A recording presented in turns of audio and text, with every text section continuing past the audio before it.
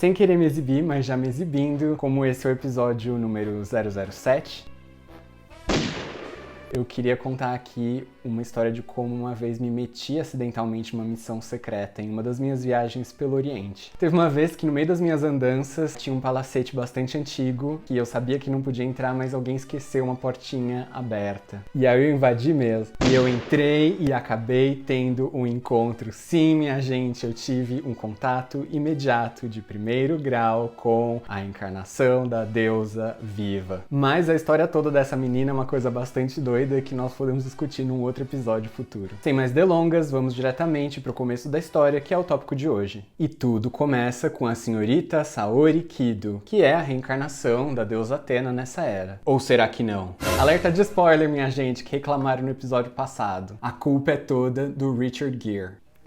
Hello, iluminados e iluminadas, sejam bem-vindos ao nosso canal Amigo Monge. Eu sou o Monge, você é o meu amigo, esse é o nosso canal, sintam-se em casa. O anime dos Cavaleiros do Zodíaco dispensa apresentações e eu tenho certeza que o seu primeiro encontro com Buda aconteceu junto com o Shaka, na casa de Virgem. Bom, isso a menos que a sua avó tenha sido uma daquelas bachans japonesas rezadeiras e que em todo caso é tão legal quanto um Shaka de Virgem. Falando nisso, é bom relembrar que os Cavaleiros do Zodíaco estrearam no Brasil pela primeira vez em setembro de 1994. É isso mesmo, gente. Uma coisa boa dessa só podia acontecer sob a regência do signo de Virgem. Hashtag melhor signo. Não sei se vocês sabem também, mas a Saori Kido, essa encarnação de Atena, também é virginiana. Chega, vamos focar.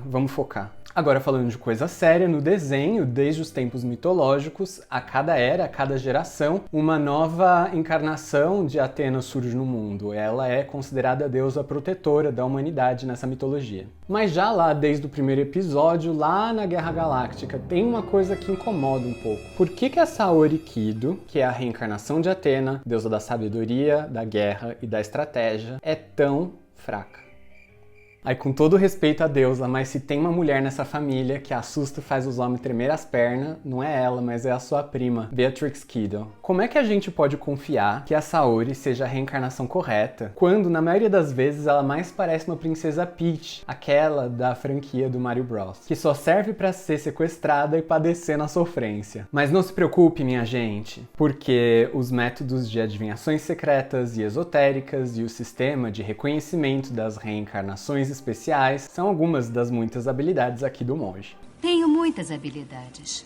Bora lá! Apesar de adaptados à mitologia dos deuses gregos, temas budistas servem como pano de fundo para quase todos os episódios da franquia dos Cavaleiros do Zodíaco. E o reconhecimento sistemático das reencarnações especiais é diretamente emprestado da cultura religiosa do Tibete. Porque renascimento e karma já tinham sido ensinados por Buda desde a antiguidade na Índia, e desde aquela época se costumava dizer que alguns gurus eram reencarnações de gurus de outras gerações, mas era mais tipo um burburinho. E assim, o sistema de reconhecimento e titulação das reencarnações especiais só seria estabelecido de forma oficial no Tibete bem mais pra frente. Na série dos Cavaleiros do Zodíaco, o santuário é o lugar onde estão retidos esses conhecimentos esotéricos, da adivinhação, da observação dos sinais místicos para o reconhecimento das encarnações especiais. E no Tibete eram os mosteiros ou monastérios que se ocupavam principalmente de encontrar e identificar essas reencarnações especiais que tivessem manifestado ações iluminadas ou que porventura tivessem uma biografia espiritual bastante significativa. E essas reencarnações ou nascimentos especiais podem ser de vários tipos. Um deles pode dizer, essa criança é o renascimento daquele mestre de 100 anos atrás. Mas outro pode dizer, essa criança na verdade é uma coisa que veio lá do outro lado, é um Buda, é um Bodhisattva, é um ser sagrado que simplesmente resolveu descer aqui na Terra para cumprir alguma missão que nós não sabemos e que não é da nossa conta. E exemplos disso seriam, no desenho, a deusa Atena, que nos anos 80 reencarna como Saori Kido, com a missão de proteger a Terra. Ou, por exemplo, no Tibete, a sua santidade é o 14º Dalai Lama, então ele é o número 14, ou seja, cada reencarnação é uma emanação do Buda da Compaixão que vem para esse planeta com uma missão específica. Dalai Lama 14, Dalai Lama 13. Então, independentemente da fonte, se veio do outro mundo, se veio de uma encarnação passada, mas toda essa história, toda essa saga vai sempre começar com o quê? Com um bebê iluminado.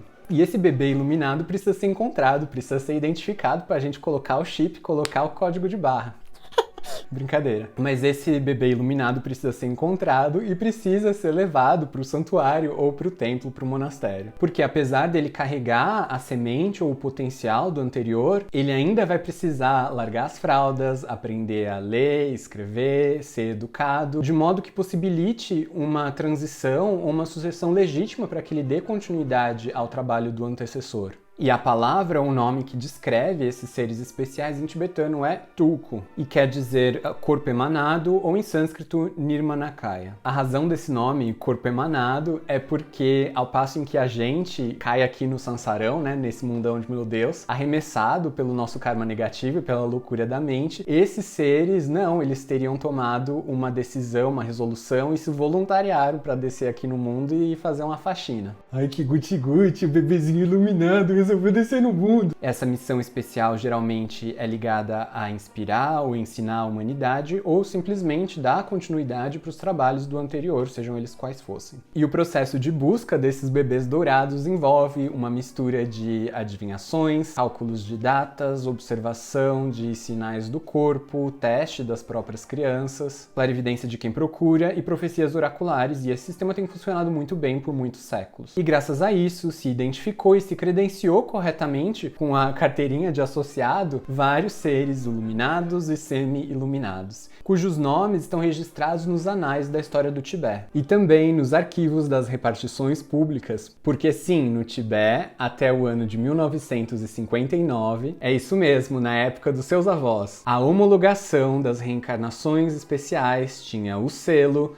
do Ministério da Magia do governo do Tibete, que era sim responsável pela inspeção, regulamentação e controle de várias atividades iluminadas. Mas também é verdade que, apesar de tantos casos de sucesso, vez ou outra, depois de muitas e muitas vidas dando tudo certo, o tulku seguinte, de repente, vem e parece ser uma grande decepção para todo mundo. Ai, ai, ai, onde foi que eu errei? Ai, ai, ai, será que pegaram um bebê errado? Ai, ai, ai. Não, minha gente, não necessariamente. E é aí que entra Richard Gere, com Mitsumasa Kido.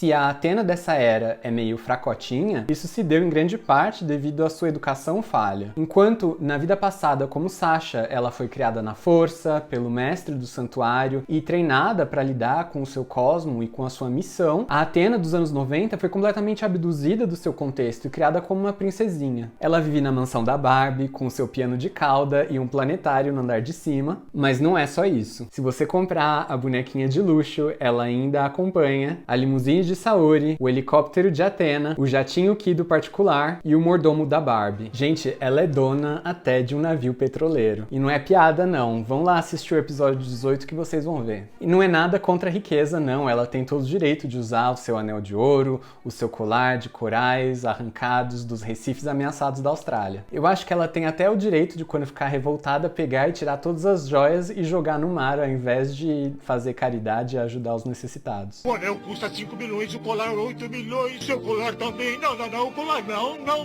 Não é que eu tenha nada contra essa fortuna questionável do avô esquisito dela, não. E isso porque o que enfraquece e corrompe o caráter não é o dinheiro, é a criação. E um dos novos desafios do budismo tibetano no ocidente tem sido como criar essas reencarnações especiais. De repente, você tinha um mestre ancião iluminado do Tibete e ele saiu ensinando pelo mundo inteiro, mobilizou pessoas em todos os continentes e talvez um dia tenha sido convidado para ensinar também na Califórnia e ele acaba virando guru de um Richard Gere da vida ou de qualquer outro membro dessa elite dos ricos e famosos. E eles ficam muito devotos, mas dali um tempo esse mestre ancião já estava com uns 500 anos e aí de repente um dia ele morreu. Mas agora ele voltou, ele é uma dessas criancinhas semi-iluminadas e como ele tem discípulos entre os ricos e famosos e também o karma dele não é assim tão ruim, eu entendo que o menino não vai precisar ser criado com pão e água. Social e historicamente, essa abundância de recursos é compreensível, mas na fase da infância, sob a influência das pessoas erradas, que não sabem educar esses tulkus na força da virtude, e muitas vezes com a afeição e com a motivação de agradar, podem ser criados cenários de distração absoluta que acabam por alienar essas crianças completamente da missão para a qual elas vieram. porque de boas intenções o inferno está cheio. Mas nisso de tirar muito os jovens do monastério e da rotina deles e expô-los muito para o mundo, pode acabar dando errado. Mas isso não significa que esses tucos não prestem. Eles nasceram com essa sementinha especial, que é um grande potencial e capacidade para o bem. Mas se essa sementinha vai se manifestar como uma Sasha, que é uma Athena mais poderosa, mais decidida e caticeira, ou como uma Saori, que é mais molenga, chorona e dependente. Isso vai depender muito do solo, da educação, dos nutrientes do karma e da fertilidade do comportamento dos discípulos. Então, melhor a gente entregar essas sementes de sabedoria na mão dos sábios para que cuidem delas. Porque, apesar do carinho e das boas intenções, é claro que o ouro nunca enferruja, mas ainda assim ele pode ser maculado e coberto de sujeira e temporariamente perder o seu brilho, apesar de não perder todo o seu valor. Vamos fazer um bate-bola tipo Marília Gabriela. Não, você não é uma reencarnação especial. Uma das razões que me levou a me tornar monge, aprender tibetano, me isolar na montanha, fazer retiros, era essa esperança de um dia despertar o cosmo, atingir o sétimo sentido e o Arayashiki, para depois criar esse canal e contar todos os segredos do universo e as referências do budismo em Cavaleiros do Zodíaco para todos vocês. Então eu sinto que o meu destino se cumpriu no dia de hoje. E eu tô contentinho. Eu tenho muitas ideias de conteúdo, quero fazer um pouquinho de cada coisa, mas gostaria de me aprofundar mais nos Cavaleiros do Zodíaco. Tem algumas coisas que eu poderia esclarecer, fiz uma listinha aqui. Quais segredos budistas estão escondidos na Montanha Sagrada dos Cinco Picos? Por que a importância mitológica do Pégaso precede a mitologia grega? Qual é a importância e a localização de Jamiel nesse mundo? Qual foi a técnica empregada pelo mestre ancião para prolongar a sua vida? Como exatamente se pode dar o reconhecimento de uma reencarnação especial? O que é o cosmo e como despertá-lo? Qual é o problema dos elementos em Ômega? Por que Marte é o maligno? Qual é a origem e os mistérios dos 12 signos e das 12 casas? O que é o lugar para onde Máscara da Morte envia Shiryu com seu golpe Ondas do Inferno? Como Shaka de Virgem, apesar de ser monge budista, é loiro, tem cabelos compridos e é o homem mais próximo de Deus. Qual é a simbologia do seu golpe das 6 existências e o que é o Tesouro do Céu? Como podemos aprender a magia da defesa psíquica através de Fudô de Virgem? O que há de especial em Star Hill? Como se dá a interação entre o budismo e os deuses das outras religiões? A gente pode falar dessas coisas se vocês estiverem interessados. Muito obrigado por vocês me acompanharem. Por favor, me ajudem a divulgar o canal com outros jovens defensores de Atena ou de outros deuses também, porque aqui a gente não tem preconceito contra ninguém.